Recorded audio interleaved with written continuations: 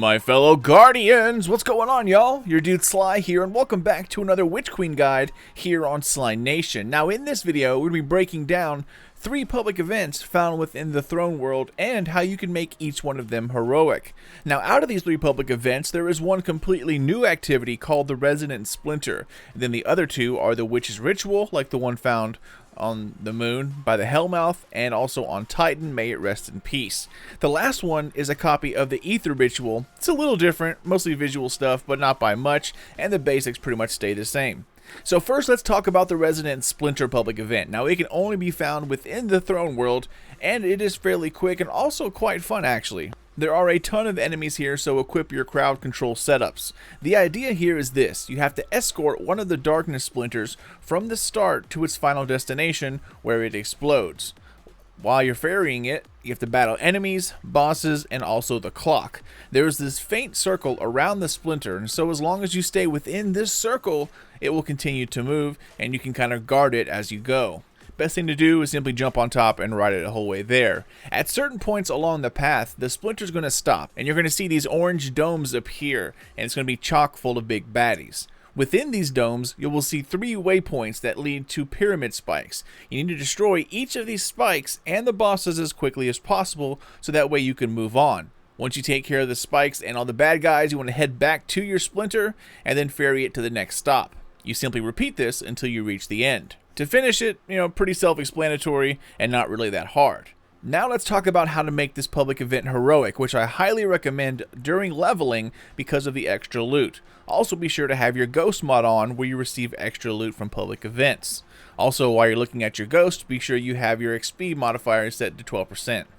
So within this event, you're going to notice these orbs on the ground called resonant charges. Sometimes they spawn from bosses after you kill them, sometimes from Stinky Screeb, or sometimes they seemingly spawn out of nowhere just chilling on the ground. You have to find all of these charges and then throw them at the splinter.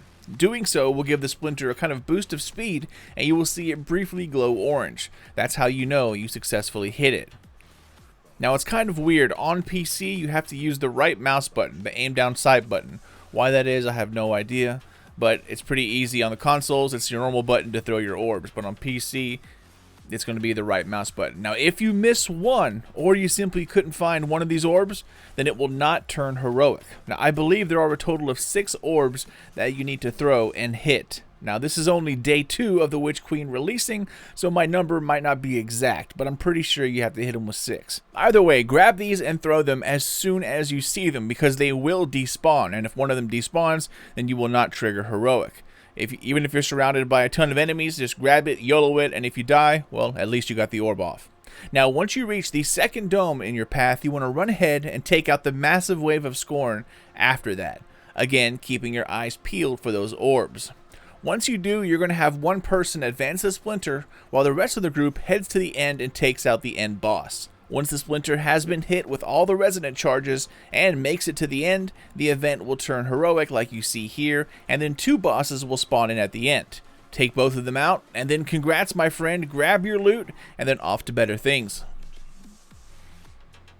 Alright, so moving on to the second public event located within the throne world. This one is just a copy of the Ether Ritual from the Dreaming City and a few other locations. This one's easy, just like the rest of them. Just take out the 3 bosses, or the 3 chieftains that spawn in, as well as the final boss, the end. Grab your loot and enjoy life. It's really hard to mess this up, at least just doing it on normal. To make it heroic, however, you need to shoot all of the purple spermies, axion darts, ether bubbles, whatever you want to call them. You need to shoot all of them while they are in transit. You cannot let the ether collect in the center. Now, back in the day, you had to shoot every single one or it would not turn heroic and it would be stuck on normal. I think now, however, you can miss 1, maybe 2, and it will still turn heroic, as I missed one soloing it the other day, and I still got it to turn. But either way, you need to try to shoot all of them.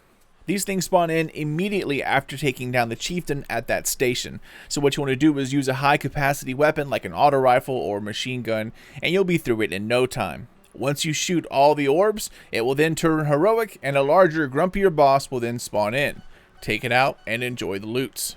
Alright, y'all, and last but not least, the third public event is the Witch's Ritual. From what I know so far, it only spawns in one area, but either way, for the Destiny vets, this one is engraved into our bones. from back in the Mars DLC day. Now to complete this event, all you need to do is take out the boss. That's it. However, to get this thing to turn heroic, you need to do a few more steps. So once the event has started, there are going to be 2 plates, one on the left and one on the right hand side of the portal, along with 2 shielded witches closer to the middle. Now in order to trigger heroic, you need to take out these witches and then a crystal afterwards. You do this by standing on the plates. The left plate corresponds to the left witch and the left crystal, and of course the right plate corresponds to the right witch and the right crystal. Once the plate lights up, the witch on your side will then lose her shield. Take her out and then help the other side. Now keep standing on the plate. Each plate will lose its charge after the witch dies, and then it will start lighting back up after that.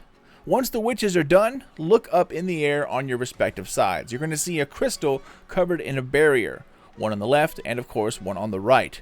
Keep standing on the plates while you're battling enemies, and once it lights up, you're going to hear this noise indicating that the barrier is down. You then need to shoot the crystal as soon as possible because you do not have much time here. Once your crystal is down, help the other side take theirs out, and once both witches and both crystals are taken care of, the event will then turn heroic, and then the heroic version boss will spawn in. And yeah, that's it, y'all. 1 new event, 2 older ones. I hope this guide has helped you while you're exploring and leveling within the Throne World. This new Throne World area is absolutely packed with all kinds of hidden items and secrets, so expect a bunch of videos coming your way over the next few weeks as we have a lot to talk about. But that's it for me, y'all. Thank you all so much for watching and for supporting my channel, Sly Nation. If you're new to my channel, then welcome, Guardian, and thank you for stopping by. I hope you enjoyed the new Witch Queen content and definitely the campaign, and thank you for watching my videos when you have like a billion other choices out there. Be sure to smack the thumbs up, but only if you liked, loved, or hated this video, and subscribe for more Destiny 2 Witch Queen secrets, guides, and videos coming out here soon. But until then, this is your dude Sly, and I'll catch you all next time.